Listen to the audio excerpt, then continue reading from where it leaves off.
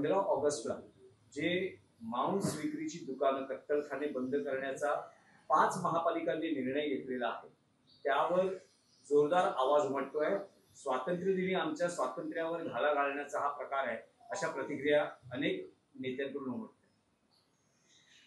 देवेंद्र फडणवीस यांनी महाराष्ट्राला, हे छत्रपती शिवाजी महाराजांच्या महाराष्ट्राला, मर्द मराठ्यांच्या महाराष्ट्राला शाकाहारी राज्य म्हणून घोषित केलंय का?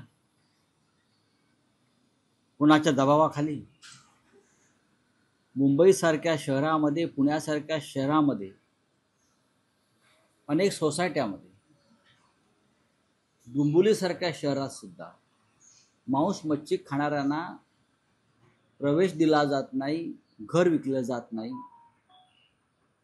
याच्यावर संघर्ष सुरूच आहे. आता 15 ऑगस्ट स्वातंत्र्य दिनी महानगरपालिका फतवा काढते आणि त्या दिवशी मांस मच्छी विक्रीवरती बंदी आणते.